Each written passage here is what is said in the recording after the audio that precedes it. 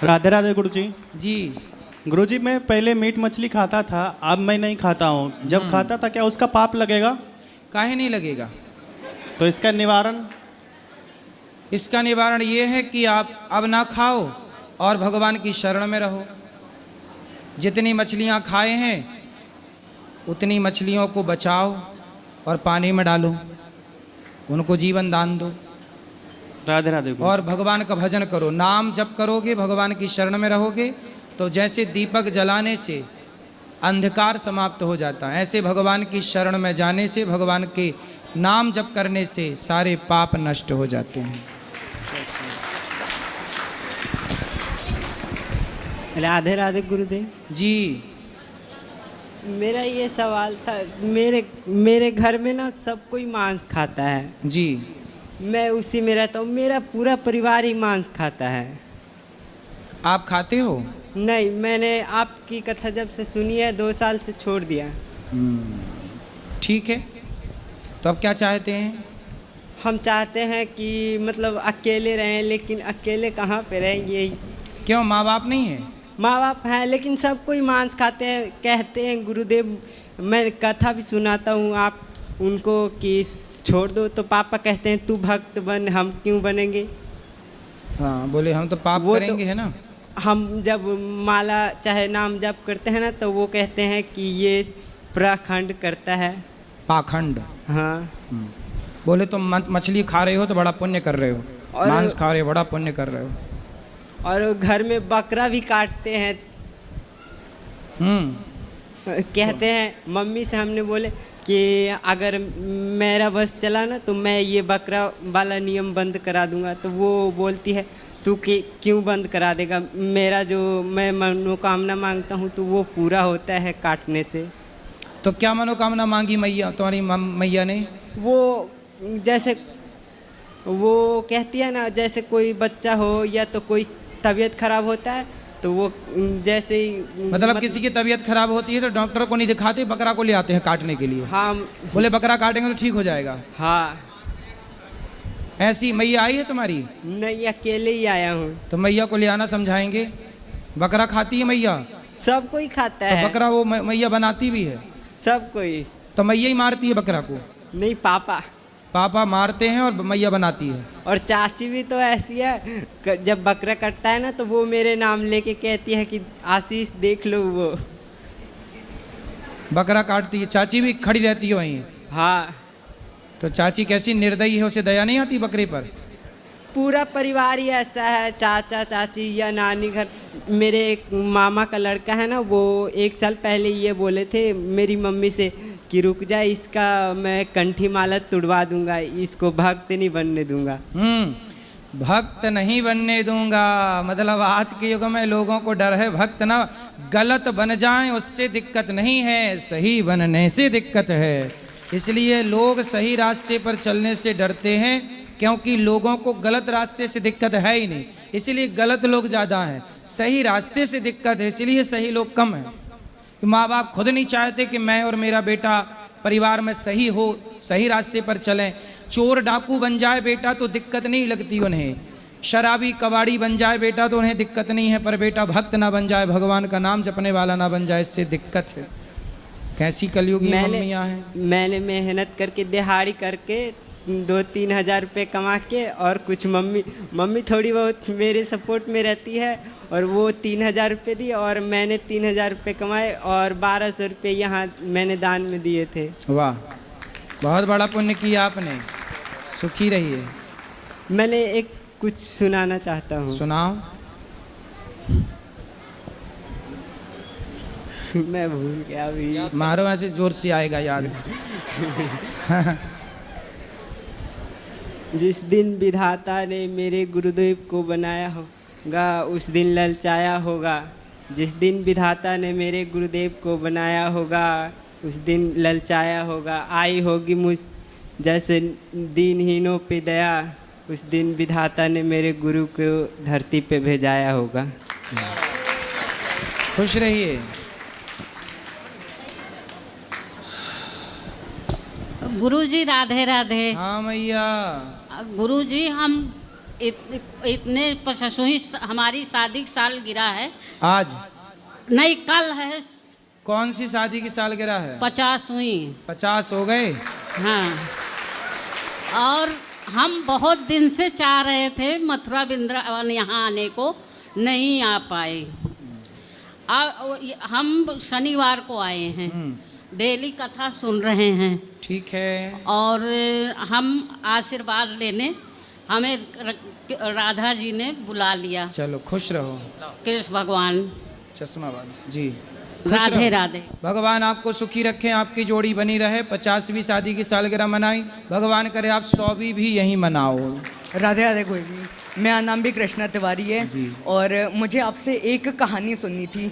आपको याद होगा कि कोविड-19 के समय में आप एक कहानी सुनाया करते थे, टुप्पई टाप। क्या वो आप दोबारा सुना सकते हैं? बहुत उससे हंसी डे बोले हम टुप्पई टाप। वो पूरी कहानी एक बार सुना दीजिए। 3 तोतले थे, तीनों की नहीं हो रही थी शादी। तो पिताजी बोले सुनो, लड़की वाले आने वाले हैं, तुम तीनों चुप रहना, क्योंकि तुम लोग बोलते हो तो तोतले हो। तो लड़की वालों को पता लग जाता है कि लड़के तोतले हैं, तो कौन तोतलों से अपनी लड़की ब्याहेगा।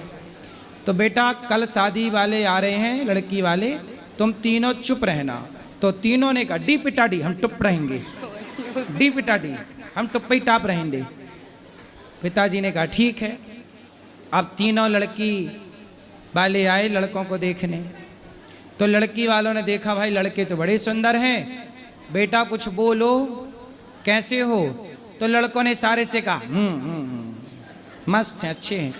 पिताजी ने कहा कि हमारे बच्चे बड़ों के सामने ज़्यादा बात नहीं करते, इसलिए बोल नहीं रहे। लड़की वाले और इम्प्रेस हुए कि भाई लड़के तो बड़े संस्कारी हैं। चलो विवाह पक्का हो गया। अब तीनों जो लड़की वाले थे उनको भोजन परोसा गया। तो चावल परोसा गया पत्तल में, दाल सब्जी।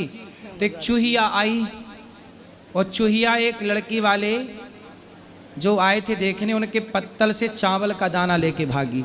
तो तोतले खड़े थे। तो एक बोला डेठो डेठो मुठटिया टावल डाठी। तो दूसरे ने कहा ना रे डाडा टाटा रहो है। मतलब पिताजी ने क्या कहा था, चुप रहना है, ना रे डाडा टाटा रहो है।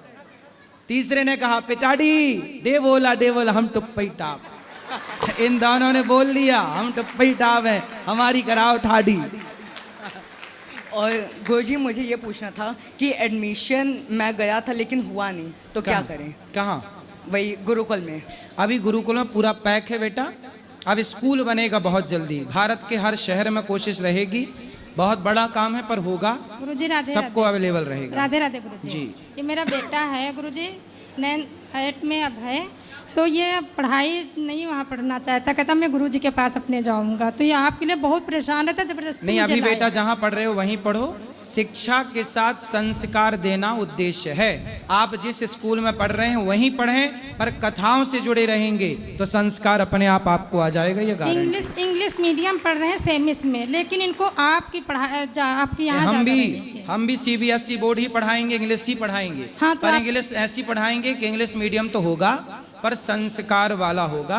और उसके लिए मैया बहुत बड़ा काम है, आप समझो। हाँ। एक भारत में करोड़ों बच्चे हैं और करोड़ों का मन है कि मैं गौरी गोपाल गुरुकुल में पढ़ूं, तो करोड़ों बच्चों को तो यहाँ नहीं रखा जा सकता।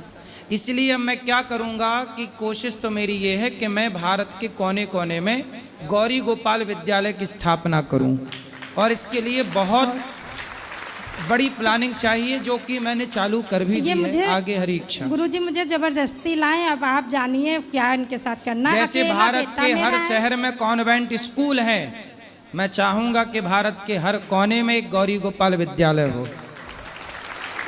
वो होगा, प्रयासरत हूँ मैं बहुत जल्दी से।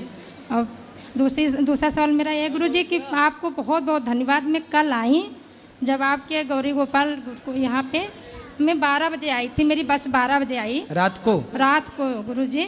ये ज़बरदस्ती लेके आया, मेरी तबीयत नहीं ठीक है, लेकिन कहने लगे नहीं मैं गुरुकुल में जाऊंगी, 1 जुलाई को मैं गुरुजी के पास मैं वही धरना धर दूंगी। गुरुजी मुझे नहीं हटा सकते हैं जी, मुझे नहीं हटाएंगे, मुझे इतना विश्वास है। अब आप नहीं मैं कुछ कह रही, तो ये मुझे रोना आया कल कि हम लोग आए, कुछ खाने वाने को नहीं मिल पाया। तो आपके यहाँ गौरी गोपाल में भंडारा चल रहा है, रात को 2 बजे हम लोगों ने आपके यहाँ, आपको 2 बजे रात को यहाँ भोजन मिला? हाँ, हम आपकी बातें सुनते थे, लेकिन कल पेटकल आपका अनुभव हमने किया कि अरे सच में 2 बजे तक भंडारा में चली गई थी। प्रेमानंद महाराज जी के कहने लगे दर्शन करा लिए, वहाँ में गई थी तब भी भंडारा यहाँ चल रहा था गुरुजी। यही है गौरी गोपाल का आपका विश्वास जो हम कहते हैं। हाँ। वो विश्वास बनाए, आके चेक करिए, रात के 2 बजे 3 बजे भी भोजन यहाँ मिलता है। मैं रटूं गुरु है जीवन प्राण, गुरु भक्त जग में बड़े उनको करो प्रणाम। गुरु जी के चरणों में दंडवत प्रणाम। गुरु जी छोटा सा भजन सुनाना चाहती हूँ जी।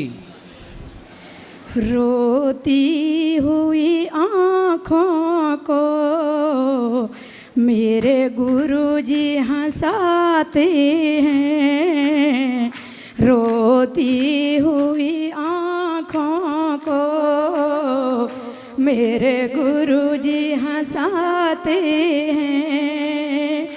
जब कोई नहीं आता मेरे गुरुवर आते हैं, जब कोई नहीं आता मेरे गुरुवर आते हैं।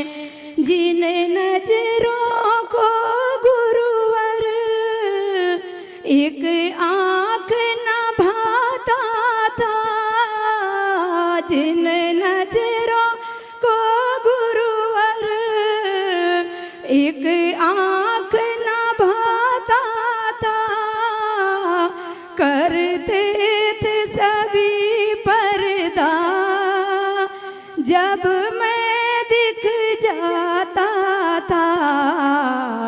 अब वो ही गले लग कर अपनापन जताते हैं, अब वो ही गले लग कर अपनापन जताते हैं। जब कोई नहीं आता मेरे गुरुवर आते हैं, रोती हुई आँखों को मेरे गुरुजी हंसाते हैं। जब कोई नहीं आता मेरे गुरुवर आते हैं। सबने हंसते देखा मेरे घाव नहीं देखे, सबने हंसते देखा मेरे घाव नहीं देखे, ऊंचाई दिखी सबको मेरे पाँव नहीं देखी।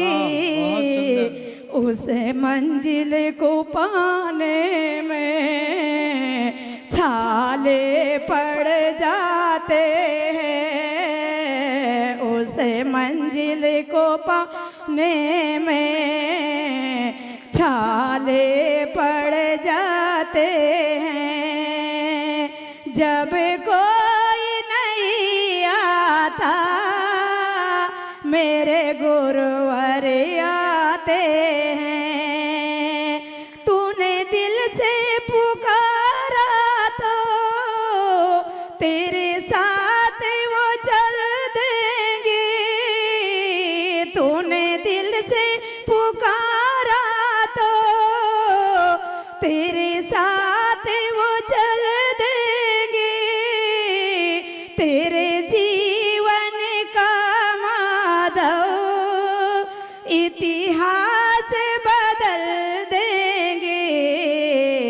कल तक जो रुलाते थे अब वो ही हंसाएंगे, कल तक जो रुलाते थे अब वो ही हंसाएंगे। जब कोई नहीं आता मेरे गुरुवर आते हैं, मेरे गुरुवर आते हैं।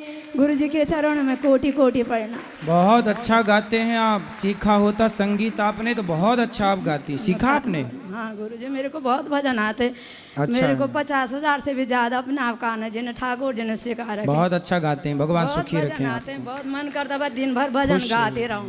सुंदर।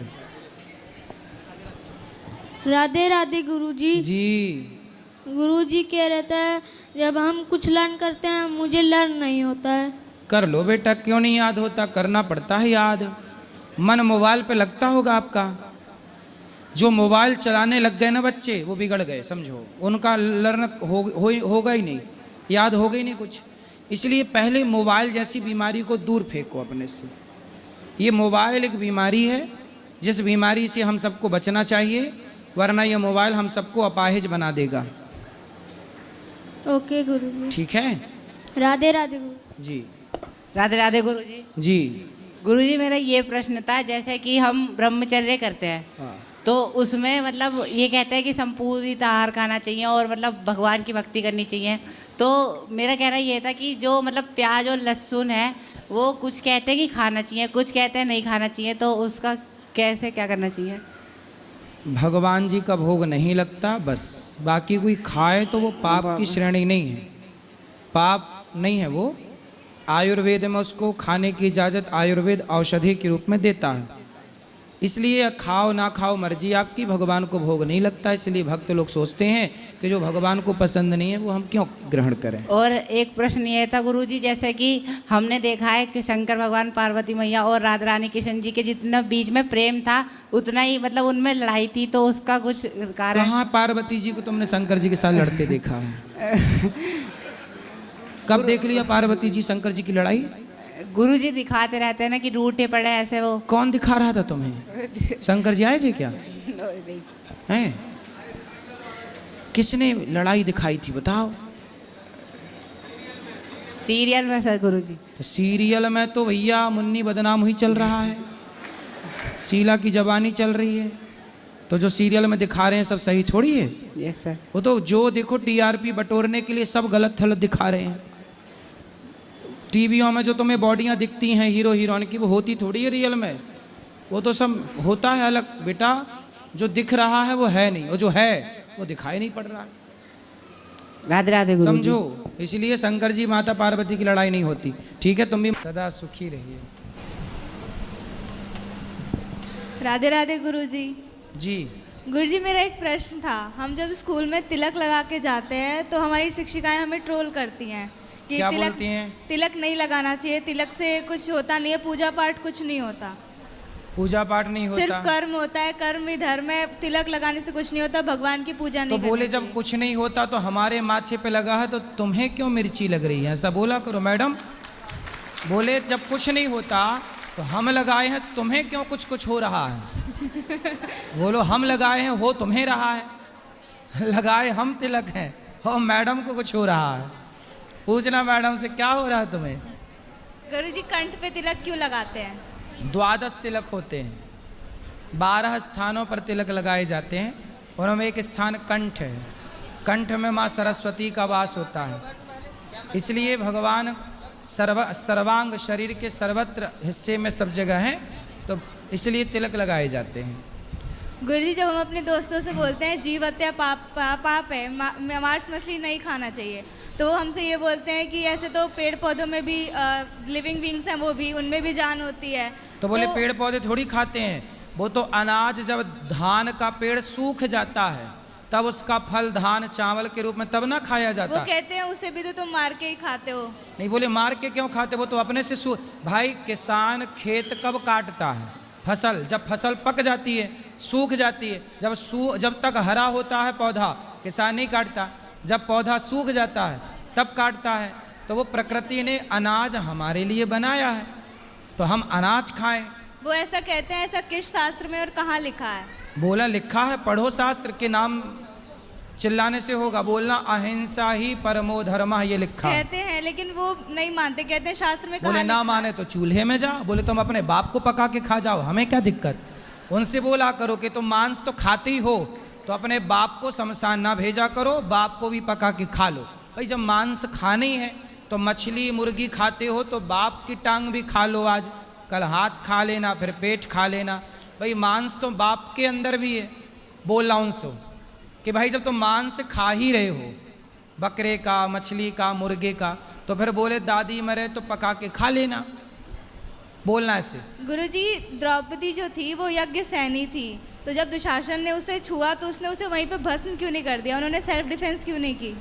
ऐसा है कि किसी को भस्म करने के लिए ना सारी तपस्या नष्ट करनी पड़ेगी। यदि मैं आपको श्राप दूं तो श्राप तो दे सकता हूं, लेकिन फिर मेरी सारी तपस्या जो जिंदगी भर की है वो समाप्त हो जाएगी, मैं जीरो पे आके खड़ा हो जाऊंगा। ये बताओ कि रावण को तो वशिष्ठ जी भी मार सकते थे, विश्वामित्र जी भी मार सकते थे, पर इन लोगों ने कहा कि प्रभु हम क्यों अपनी तपस्या एक राक्षस को नष्ट करने में लगाएं, आप आओ और आप मारो, हम अपनी तपस्या क्यों लगाएं, फिजूल में खर्च करें। इसलिए द्रौपदी ने चाहती श्राप देने भी लगी, बाद में फिर रोका गया, सारी तपस्या नष्ट हो जाती। इसलिए द्रौपदी ने कहा कि श्राप देने से इसे नष्ट करने से बेहतर है कि कृष्ण को बुला करके और लाज बचाई जाए। और बुलाया कृष्ण आए। गुरुजी, मेरे दादाजी दिन भर आपकी भागवत सुनते हैं, लेकिन फिर भी उन्हें क्रोध बहुत आता है। जब उन्हें क्रोध आता है तो कहते हैं मैं सब कुछ छोड़ के वृंदावन का वासी हो जाऊंगा, गौरी गोपाल में जाके खा लूंगा, वहीं रह लूंगा। हाँ, तो ये उम्र भजन करने की ही तो है, घर पे क्या कर रहे हैं दादाजी? तो उनकी सेवा तो हमें करनी पड़ेगी ना। करनी वो पड़ेगी, बुजुर्ग हैं। करो, पर उनका बोलना कि अब आप तीर्थ यात्रा पे निकलो। आपको घर पे इस उम्र में 60 के बाद घर पे नहीं रहना चाहिए। 50-60 बेटा बेटी का ब्याह करके भ्रमण करो, तीर्थ यात्रा करो, भगवान का चिंतन करो, इस धाम उस धाम में रहो, भजन करो। उनसे चला नहीं जाता है, वो बहुत मुश्किल से टहल पाते हैं, अपना क्रियाकर्म बहुत मुश्किल से कर पाते हैं। इसलिए बोलते हैं जब तक चल पा रहे हो तब चलो, वरना एक दिन तो ना चलने वाले बन ही जाओगे। इसलिए जब तक पाँव हैं तब तक तीर्थ यात्रा कर लो जी, वरना फिर तो आश्रित रहना ही पड़ेगा। तो अब आप लोग सेवा करो। राधे राधे गुरुजी। राधे राधे गुरुजी। राधे राधे। आपके चरणों में कोटि कोटि प्रणाम है गुरुजी। खुश रहिए। गुरुजी, हमको आशीर्वाद दीजिए कि मेरे मायके और ससुराल दोनों खुशी से रहें। तो अभी नहीं खुशी से? अभी मेरे पापा दिसंबर में गुजर गए तो माँ बहुत दुखी रहती है। कितने साल के थे पापा? 50-55 साल के, 59 साल के होंगे। 60? जी। काहे चले गए इतने जल्दी? बीपी हो गई, ज़्यादा बढ़ गई थी। माँ भी आई हुई है गुरुजी, उनको भी थोड़ा समझा दीजिए। तो माँ और पिताजी अच्छे से रहते थे, प्रेम से कि लड़ाई करते थे? नहीं, बहुत प्रेम से रहते थे गुरुजी। कहाँ है माँ? वहाँ पे बैठे हैं। अच्छा, अब ना रो, और पिताजी गए, अब क्या करें, विधि का विधान यही है, आने वाले को जाना पड़ता है। इसलिए जो हुआ वो एक विधान है और उसे स्वीकार करना ही चाहिए। जी गुरुजी, मेरे बेटी से थोड़ा बात कर लीजिए। बोलो। बोले राधे राधे। राधे राधे गुरुजी। राधे बेटी।